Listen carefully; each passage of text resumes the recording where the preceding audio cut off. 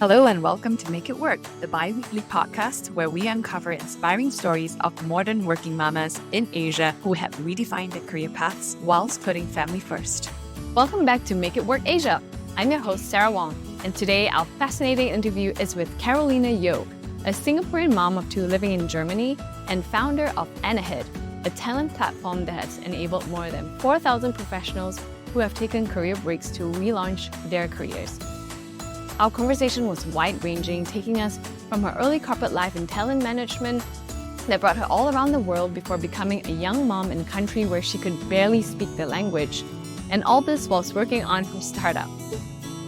Drawing from her experience of working with thousands of career relaunches in Singapore and Germany, Carolina shares insightful perspectives on the contrast between the two countries that impact career and family choices, and why she thinks fathers actually need more support as caregivers. Join us in our wonderful conversation today. Hi, Carolina. Hi, Sarah. Yeah, you're calling all the way from Germany, so thank you for that. Really excited to have you today. Let's dive right in. Tell us about your story under 2 minutes. The 2 minutes is always a tricky one, but I'll try. So I'm Singaporean. I grew up in Singapore, studied in Singapore. My siblings, family, they're all based there. After graduating from college, so Singapore Management University was my alma mater, I decided to learn about the world and then went on my first traineeship in Belgium, and that was 20 years ago. So this year I celebrate or commemorate my 20 years outside of Singapore, and spent, the next 10 years traveling a lot for work across different countries, including Belgium, Austria, as well as Abu Dhabi, some period of time in France, and then also in China. And now the next 10 years in Germany. I'm a mom of two. So I have two little girls, ages 8 and 6. One of them has her birthday today, so she turns 8 today. So it's been an interesting personal and life and career journey in the last 20 years. Amazing. I know your story from beforehand, and I was amazed at kind of the globetrotter you were. After you left Singapore, it sounded like you met your husband, who is Indian, in China, and you all decided to somehow make a home in Germany. And now you have started your own business. You started a few before this. So I think you have an amazing story that probably can be written in a book one day. But maybe if we can just get a slice of your life today, what does it look like? And also tell us about the business that you're running. Yeah, so look, I mean, the career journey and life journey for me, it has not really been planned. Like what people think, when they hear the journey so far, it's really, a matter of curiosity, following one opportunity, then the next, and then figuring out we need to start a family. And 10 years back, when we decided to start a family, I had a role that required me to be based overseas, away from my husband, traveling also sometimes 70% of my time.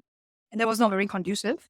And at the same time, my previous experience leading different teams in talent management for large multinational companies such as AB InBev, and also another construction engineering company that I joined after, was a fantastic adventure.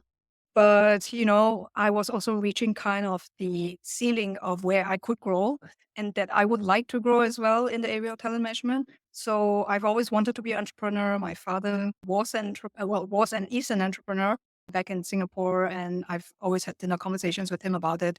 So day to day today, I'm really focused on running my own company called Ahead. So it's a digital talent platform. We look and support those who are in their career transitions. And what it means is that, for example, those who are transiting from corporate to needing a bit more flexibility because their life stage changes. So many of our community are, for example, moms who are looking to change or return to work, or there are a few dads as well. So then in our community, we support them in understanding through a structured methodology, how does the transition or relaunch become easier? How can they be ready for it? How can they connect to companies that cares about work-life harmony? So we've been building this to work in Germany as well as in Singapore. So I think through the last couple of years, especially through COVID, lots of things have become digitized. And now we are able to also expand between these two regions with supporting members and over 4,000 individuals who have been through this journey with us, with different resources that we have looked into, that we have also learned from in the process. So that's kind of my day to day, trying to meet companies who are looking for that talent and who are willing to co-invest in supporting this group of individuals in their career journey, but also meeting and supporting individuals in that journey as well. So I've been feeling a good balance between what I want to do, the target market that I want to support, that I relate to as a mom, and how I could build their solutions to help them succeed in their own career life journeys.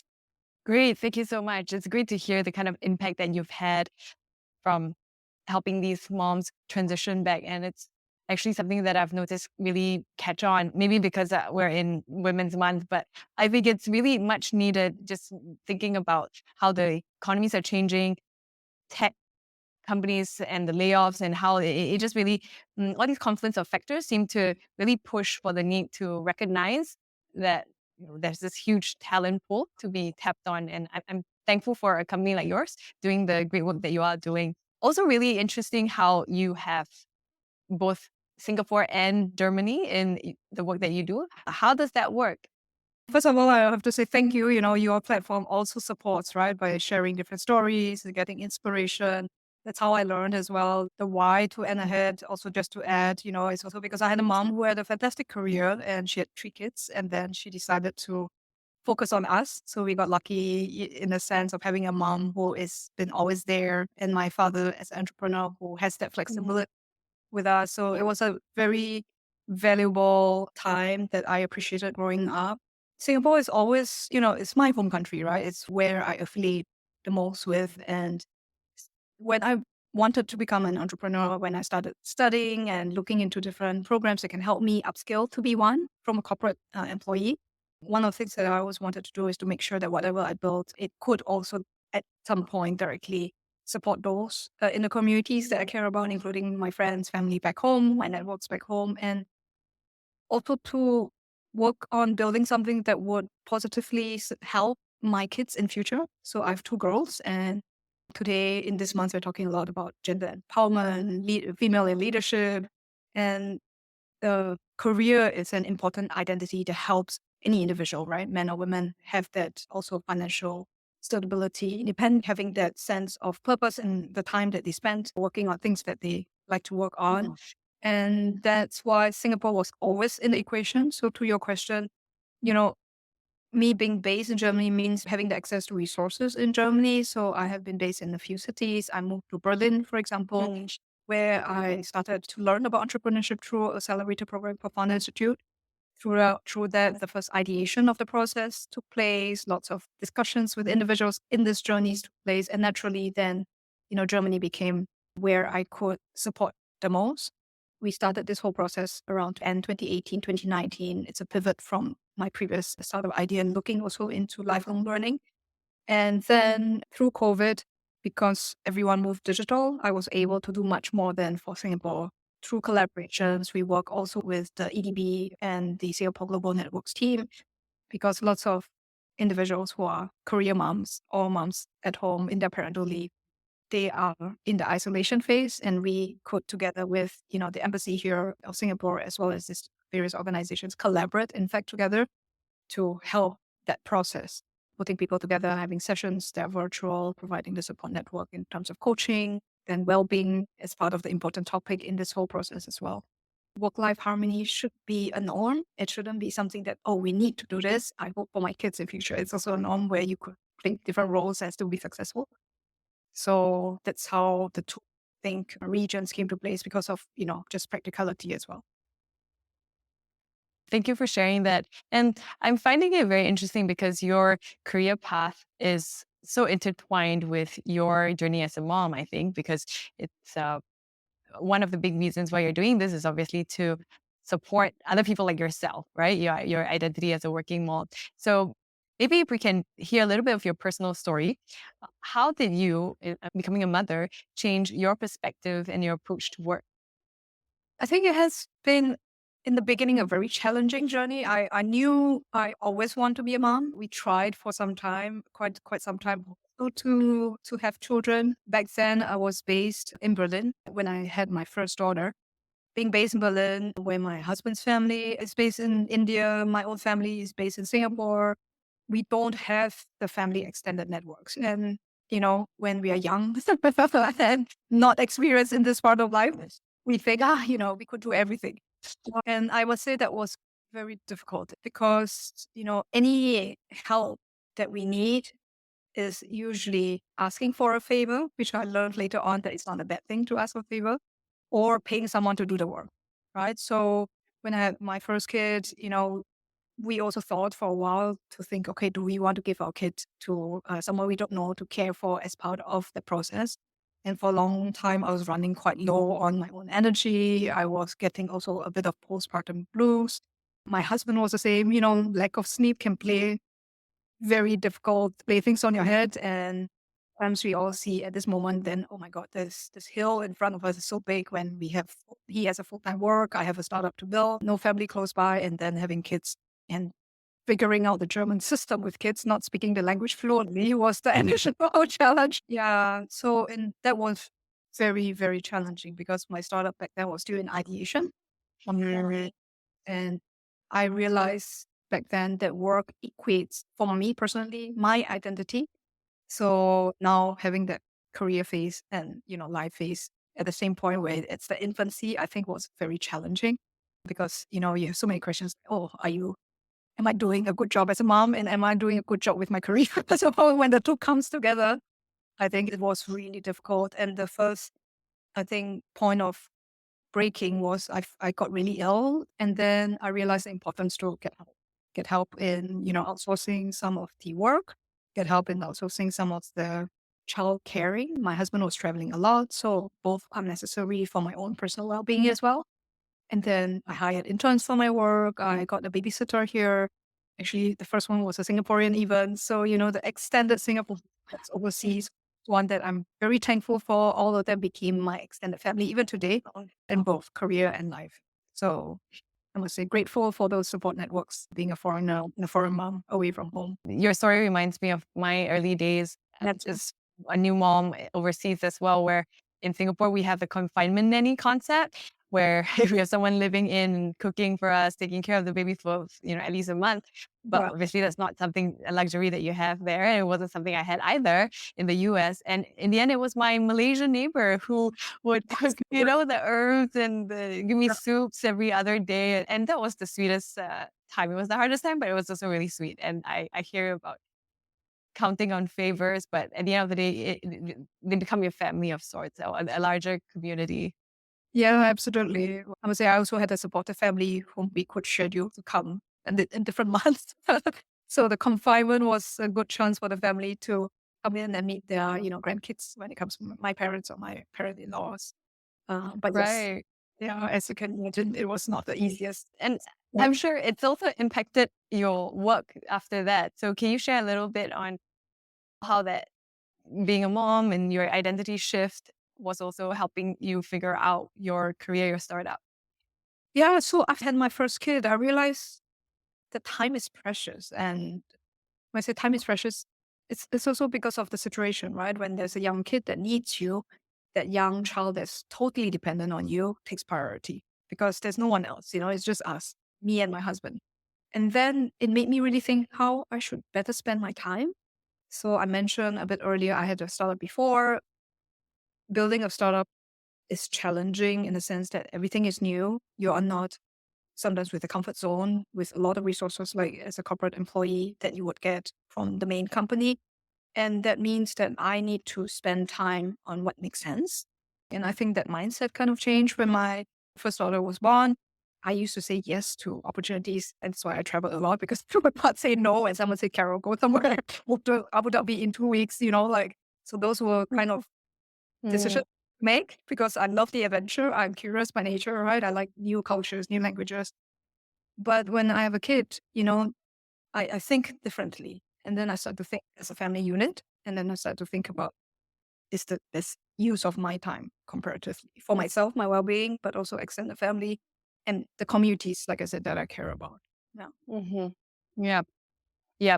So hearing using your time more wisely and also having that purpose and making sure it's really laser focus on things that are closest to your heart. Yeah. Can you also share about your difficult times and darkest moments that you experienced? I think you share a little bit about it, but also share, what lessons you learned and how you got out of it. Yeah, I think that period where I questioned my own identity is probably still the hardest. I think the 0 to 1 phase. 0 to 1 year old. Well, it's great that you said that. So 0 to 1 year old for my kid, plus 0 to 1 year old for my startup. So I had two babies to take care of back then. So the important learnings is really have the perspective of where you really can make the best use of time. I can give like concrete examples, as a startup founder, it's important to think if I want my startup to succeed and make a real impact, where are the strengths that I have and where are the weaknesses that I have?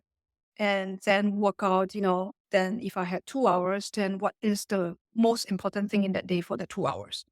Is it to talk to collaboration partners, to talk to corporate partners to get their buy-in? Is it to fundraise to get the process, or is it to sit down and do, for example, marketing LinkedIn post? I mean, we still think about this. Obviously, we are a small team. We still need to get our hands dirty. But as an entrepreneur and founder, I think more and more I learn to say no to things that I don't feel that is the biggest impact that I could create. So that 20/80 rule. As a mom, I think as a learning, the same thought process goes by, is my time best spent, cleaning up the house, or is my time best spent playing with my child? Is my time best spent going for a new experience with my child, or is my time best spent teaching my kids math? I don't have the perfect answer. But more and more, I start to think along these lines to say, what can we outsource? What can we automate as the process? What can we get help for? The mom and teacher relationship can be very different. So we also outsource, for example, the teaching process because we realize that she sees us differently. I have two kids now, so they both, we are involved in their learning journey, but we also don't want to spend all our time teaching them and sitting next to them doing homework, So I think for us as parents, it's important that they trust in us and we play with them. So as a mom, that process is also very important as part of the learning, and learning not to say no to help, and learning to say that, okay, we are humans, we can fail, and, we should be kind to ourselves and enjoy the process, but also say, hey, I need help. And I realize the most successful people, whether as a parent or as a successful business or career individual, are the ones who really know the best things that they can contribute and the best people that they can go to for support, and not being afraid to ask for that support. It's quite fascinating that the lessons cut across both your experience as an entrepreneur and as a mother. And I've heard it said before in the 3Ds: what to do, what to dump, what to delegate. And Absolutely.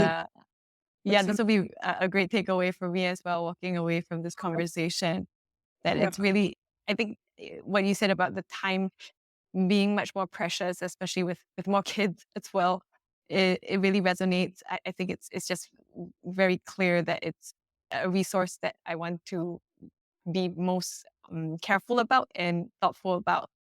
So thanks Mm, for sharing yeah. those great tips. No, I can add one more D. I think that I love the 3D. So what to dump? Was it the first one? Or what to do, or what to dump, and what to delegate. What to delegate and what to digitize. So that is the 40. because because I learned that in process. I think it was the 3 A's, but automation was one, but you can call it digital, Mm. because lots of things in today's world can be automated, such as ordering groceries online, having them delivered. In Germany, we have something called Hello Fresh. I had a mahjong session with some Singaporeans recently, and they was like, I ordered a couple of times a week. It comes in, no brainer. Then either they cook or their husband cooks. Like, why didn't I think about this before? Automating the process, just the simple things of getting a meal out where, as long as the food is healthy, it doesn't matter who does it and what the process is, right? If the financial budgets also make sense, then obviously for the companies, what can we build into digital process, like payments, for example, is one we digitize a lot when we do coaching with individuals, so they can book a time digitally, for example. So the fourth D. Yeah. Digitize. I like that. I like that. All Yeah. right. So let's kind of change gears here a little bit, Carolina. I want to jump in and talk a little bit about and ahead. so fascinated that you have built this platform that also, crosses countries and continents. I want to hear if you have observed any cultural differences between the women and maybe the employers, both in Singapore and Germany. Yeah, so I think look, people are have similar needs, right? So everyone in both countries, one are ambitious, like they want to also make it work and life. They want to care for their family, their kids. So there are a lot of commonalities.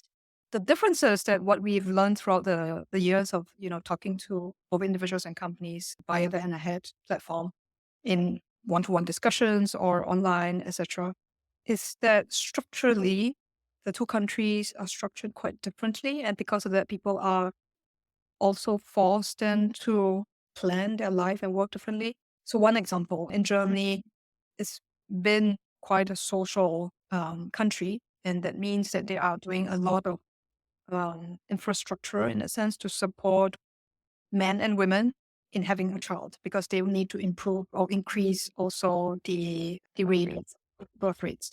And that having said that, here the couples, both men and women can choose, which I think is a fantastic thing to take, 14 months.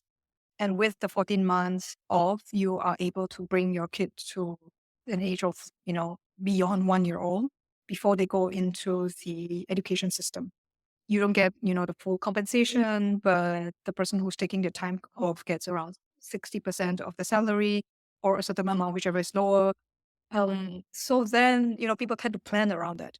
And with that being said, then, the couples, in majority, still the women who takes the child caring responsibility, men usually takes 0 to 2 months. So that's the statistics here, would then have a bigger gap when it comes to career back to work.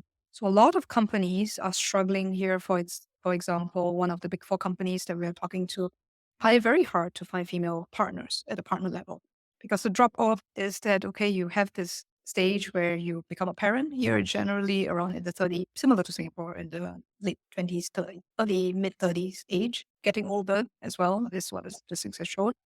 And then, they realize the importance and the time needed for family. They drop off because, working with consultancy is also very stressful in that point of career. And then they lose then the female leaders within those organizations. So consulting is one. We talk also to the healthcare group, healthcare sector, finance sectors, and they are all trying to make that quota. So in Germany, for example, if you're a public listed company, you need to have 20% at least minimum of females in the boards and C levels. So this regulation has pushed the female leadership up. We don't know in the long run if this, would make sense really to drive true gender diversity, but it has increased the numbers of females in boards from this quota system also regulated by the government. Singapore, on the other hand, because, we are always proud to be also business friendly country, right? We want to make sure that businesses can flourish, that companies are able to have also the flexibility of talent. And so, the system of 4 to 6 months of childcare is the max. And as the cost comes in, are rising more and more, it takes two income for usually a family for it to make sense for a family. And so there in Singapore, the members that we have been discussing also with is really, I am ambitious, I have my purpose, I have my passions, I want to continue to learn. How do I make it work without burning out? So that well-being approach of how can I still, continue growing career, but yet still get flexibility, get understanding, not get unconscious biasness from the society. In the last point, it's the same with both countries. How can we make it work? So I think the two countries are kind of different in nature, but the commonalities are we are individuals. Many of us in this community are moms. We know that we are smart. We are able to make things work, build things, lead companies, lead teams. But how can we, balance the two is I think the same goal there, regardless. And companies, one thing, then that diverse talent in both countries. Yeah. Mm, yeah, I mean, this is a very timely, interesting topic, especially with the latest stats in Singapore, where birth rate has fallen to its lowest ever. I think it's 0.9 or something like that. And Singapore is not historically a place where you would expect, very strong sort of leave policies, parental leave policies. So I wonder if that might be something that might change going forward. I think any change needs to be structural, right? So it's not just the individual, but it needs also to come from the perspectives of the employers plus the society. If the organizations, they're hiring individuals, having them work 40 hours work week with them, but yet do not get an understanding of how to help their employees make it work through this life stage transition. And life stage transition doesn't need to be family with kids, right? It could also be family taking care of elderly, the individual getting old themselves, as they reach, a different stage in retirement, closer to retirement. If organizations don't plan ahead and be supportive and understanding of this phase, leaders not understanding that this is a phase that they need to not penalize individuals for. So when I say penalize, for example, we've heard of organizations who don't promote individuals who took part-time work. And that lady was unfortunately not included in the next promotional activity because someone doing part-time, probably she's not serious, right? So conversations like that, I think, are not healthy. And as long as this continues, um, it is really difficult, I think, for then the couple to say, I want to have more kids because, I need to make sure financially it works, but also career it works. Then I think the second thing is, how can we not penalize the fathers or the other party, right? So in the traditional, men, women family, the father's coming in and playing a role there and also allowing them time off without the discrimination. So on the other side of the coin is here, for example, in Germany, and now I've heard more and more in Singapore, men are also trying to say, okay, what if I'm the one that's staying at home? Do I get the same support? Do I get the same networks? Do I get the same community? What if, at some point I work together with my spouse where one can fly, the other take the family, and then after that you do the switch? Wouldn't that be healthier? So I think this 2 point is where I personally feel, obviously, there needs to be a lot of thought that goes into it, and what other policies that could be put in place needs to be better looked deeper into and rethought so that this can, it should work. What I have Yeah. to should work, and it should not be a very challenging process for everyone. So we have a lot of listeners who are working moms, obviously, and quite a lot of us are thinking about going back to work after maybe taking a break to, care for kids. What is, that one thing that you would advise someone like myself, going back to work after taking a break? I think the most important thing is to let go of the fear of coming back to work because, and I've experienced it not in a large gap, but the few years where I was trying to think how do I, establish myself as an entrepreneur. I was not in the typical, corporate environment where I have my brand to a company, my identity type company. I was, on my own building a setup. So even in that few months, I could feel that identity crisis and that lack of confidence goes down. So when we have discussions, myself, my co-founder based in Germany, based in the US, when we have discussions across any country, first step is, as someone that if you really want to return, don't listen too much about what people around you say negatively. Talk to the ones that can give positive advice and give constructive advice. Also not to, beautify it so that they set unreasonable expectations, but really to come in and say, okay, you are away from work, but you had also years of experience. Many of our community members are also well educated. If they're not, then, what can you do to upskill and get into networks that support? It doesn't need to be in the head. It could be other organizations such as, Lean In is one that I counted on personally for support. In my case, Extended Singaporean Network that I'm here. One of my current corporate partner, who is also a personal advisor, she also started her own company in Singapore. So, we exchange different experiences and then just take one small step. Don't overthink the process. Take one small step. What does that small step means? Is it talking to one person? Talking to a close friend that can help you with the step-by-step confidence boost, and then do it in consistent steps to take further. Some days can be difficult and, have a cup of tea, think through and said, okay, today I'll do just one thing to move myself forward. applying for hundreds of jobs is sometimes very demoralizing. Not a lot of times we don't get feedback positively, but it doesn't mean that the job is not, we are not good for the job. It just means that there's no fit. And I think when you take the small steps with a supportive community, it makes the process more enjoyable. And it should be, because the next step of the career should also be fun, right? To look at you as a new person with new skill set, becoming a parent, and what can you do next? So that's why end ahead is called right away, because it's a matter of, the end, right? How do we make work, or, three different things work: career, family, well-being, right? And also this end ahead, right? Is you take one step ahead instead of thinking the steps you need to do. And by then it's getting so exhausted in the process. I love that. Yeah. Yeah, I really like it. Thanks for sharing that. So the three things that I heard are: let go of that fear, embrace it, it's real, but also find your right cheerleaders, those who will give you good feedback, and then taking baby steps. And I like that it's actually the name of your company, and ahead, just taking one step ahead of the next.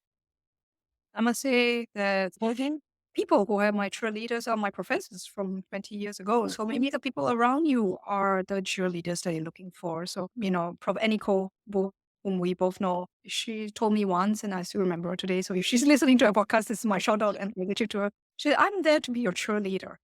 And I didn't realize the significance of that statement. So simple. All it takes is that someone that believes, right, and cheerleads, and can be a professor from 20 years ago. That's sweet. Yeah. And one thing I learned about cheerleading is that the job of cheerleader is actually when the sports team is actually doing poorly. It's when you need to cheer them even more. That's when their job is really meaningful. Like you need to rouse the club and the sports team. You also need to rouse the audience, right, or the supporters. And so that was a good takeaway. That it's not just for when you're doing well and you're like people saying well done, but it's really like, no, you're following and you're behind, but it's okay. You can do it. I believe in you. So absolutely. And you got it exactly, the right point. That, ups and downs, find your cheerleader and don't let the naysayers get to you, because in the end, they don't matter. So much. The ones that matter will cheerlead, and then, you enjoy the journey with them. Thank you so much, Carolina. I have one last question for you. And there's one thing you want us to take away from your story. What would that be today? Don't give up. Life is not the easiest, but, I think we all deserve to be happy, deserve to succeed. Yeah. That's great. Keep going and take one step ahead of the next. Absolutely. Absolutely. Yeah. Thank you. Thanks so much, Carolina. This was a fun conversation. Really love learning more about your story and your organization, and we wish you all the best. Thank you for listening to Make It Work, where we uncover inspiring stories of modern working mamas in Asia who have redefined their careers whilst putting family first. Please help others to discover the show by leaving a review and rating on wherever you get your podcasts. Don't forget to follow us on our socials, Instagram, LinkedIn, and YouTube. Meanwhile, here's to you, making it work.